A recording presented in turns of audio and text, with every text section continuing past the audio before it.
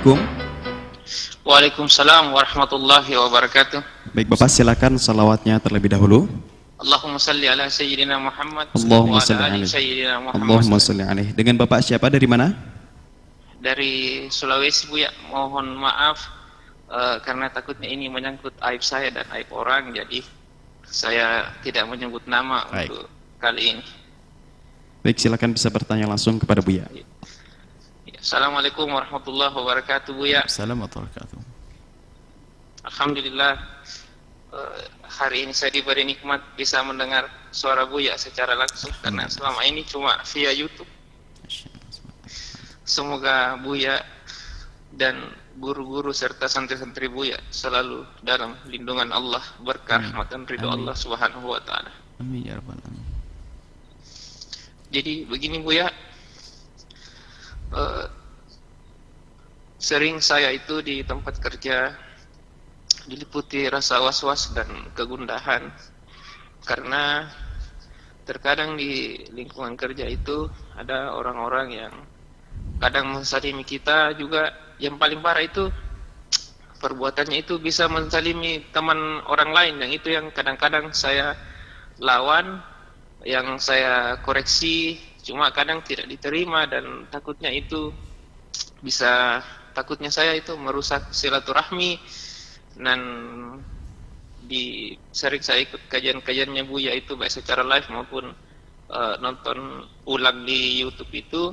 Bahayanya kalau silaturahmi putus itu Buya. Jadi saya minta nasihat Buya, bagaimana seharusnya saya bersikap menghadapi misalnya pimpinan atau teman yang kadang berbuat melampaui batas. Bagaimana cara saya mengoreksi dan supaya tidak rusak silaturahmi Buya, tapi yang menyelamatkan juga orang lain dari kesaliman.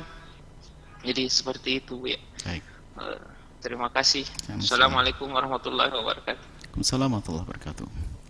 Jika Anda melihat sahabat atau kawan atasan atau bawahan yang melakukan sesuatu yang merugikan orang lain atau sesuatu yang merugikan dirinya sendiri, kesalahan misalnya,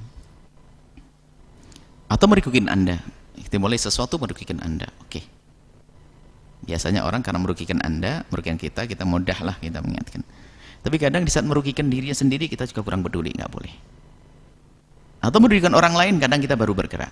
Intinya begini, jika ada seseorang yang dia punya kebiasaan itu bakal merugikan orang lain termasuk dirinya sendiri, artinya sesuatu yang haram, maka tanda cinta kita kepada dia sebagai seorang mukmin adalah menghijrahkan dia dari kezalimannya. Unsurul zalim, Nabi mengatakan unsurul zalim, yang zalim itu ditolong dulu, wal madlum.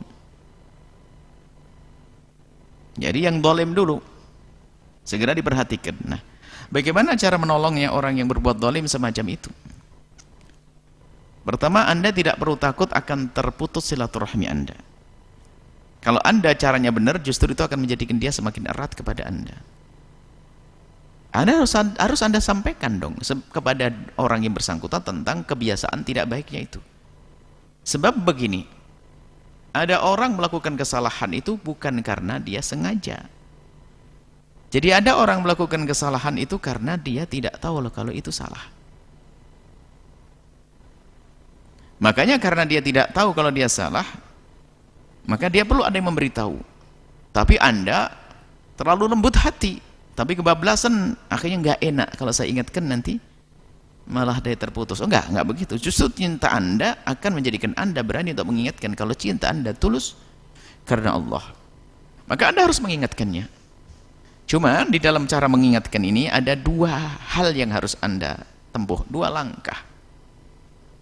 Langkah yang pertama, kebenaran dan kebatilan. Apakah betul yang dilakukan itu salah dan benar sesuai dengan pendapat Anda? Jangan-jangan Anda saja yang prasangka buruk kepadanya. Kan repot. Kalau Anda yang prasangka buruk, Anda menganggap orang buruk semuanya. Jadi harus dibuktikan, termasuk dalam dunia kajian ilmiah, jangan sampai kita menyalahkan orang dulu.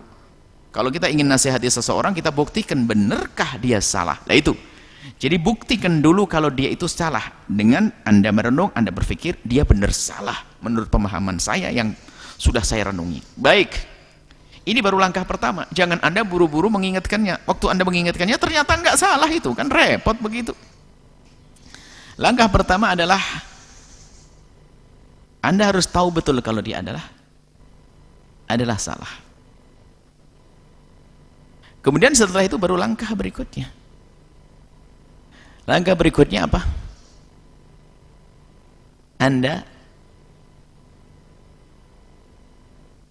memilih waktu yang tepat. Jadi setelah Anda tahu dia adalah salah, baru langkah berikutnya. Ini langkah berikutnya itu ada 2 poin. Langkah berikutnya, pertama harus buktikan dulu kalau dia salah dan dia zalim, dia nggak benar, itu harus dulu, jangan sampai salah. Baru langkah berikutnya ada 2 poin. Nah ini 2 poin ini adalah yang selama ini kami sering sampaikan. Pertama adalah kebenaran tidak harus diucapkan oleh lisan Anda. Artinya tidak perlu kita sok jadi penasehat deh. Yang penting kebenaran nyampe kepadanya. Bisa jadi Anda meminta tolong kepada orang yang berwibawa, yang dikagumi, yang didengar untuk menyampaikan hal tersebut. Tentunya dengan cara yang manis, cantik, bukan atas dasar aduan Anda. Sebab kalau orang yang nggak bijak malah mengadu antara Anda dengan dia. Jadi kebenaran tidak harus diucapkan oleh lisan Anda. Ingat, kadang-kadang kita itu ingin meluruskan orang itu, kadang-kadang harus saya. Oh enggak. Bahkan kadang Anda tidak harus pakai tutur kata, Anda cukup menulis surat cinta kepada sahabat kasih, sahabat baik Anda. Wahai saudaraku tercinta yang sangat baik, aku ingin bahwasanya persahabatan ini adalah dunia akhirat, dan mohon doakan saya terus. Dan tolong suatu ketika nanti kalau aku melakukan kesalahan, wajib bagimu untuk mengingatkan saya tanda cintamu kepada saya. Ini muqaddimah. Dan juga saat ini aku akan menghadiahkan cinta untukmu wahai sahabatku. Mohon dilihat ini sebagai tanda kasih sayangku. Nah, baru menuliskan kalimat yang baik. Selesai kebiasaanmu seperti ini saudaraku. Mungkin aku salah. Kalau aku salah aku mohon maaf. Kamu punya kebiasaan kalau ngomong celkat-celkit. Kamu ingin pelan tapi ngomongnya halus. Mohon maaf saudaraku. Jika ternyata ini mengganjal di hatimu, tutup surat itu. Jangan dibaca. Ambil air wudhu, doakan saya. Buka lagi nanti. Terus. Ini yang pertama. Jadi kebenaran tidak harus diucapkan oleh lisan Anda. Yang kedua, kalau Anda ingin mengingatkan seorang, kebenaran tidak harus diucapkan saat itu.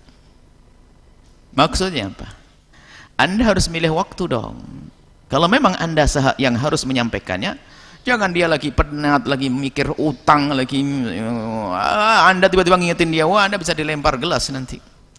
Anda cari waktu yang tepat, duduk dengan dia, makan bersama, traktir, lagi nyantai, baru itu setelah itu Anda minta maaf, saudaraku boleh saya ngomong sebentar aja di sela-sela keindahan kita saat ini, kita lagi nyantai. Mohon apa sih? Tapi jangan marah ya, ini cintaku, ini tanda sayangku loh, bener loh ya, mohon maaf sebagainya. Baru begitu, ambil waktu yang tepat. Dan metode dan cara ini berlaku untuk siapapun,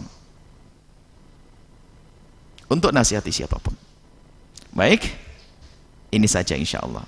Baru setelah itu insya Allah Anda tidak akan putus silaturahmi dengan orang tersebut, dan insya Allah sampai hajat Anda. Kalau belum tersampaikan pesan-pesan Anda dan hajat Anda, maka ketahuilah Allah Maha Tahu, Allah sudah memberikan pahala kepada Anda. Wallahu a'lam bishawab.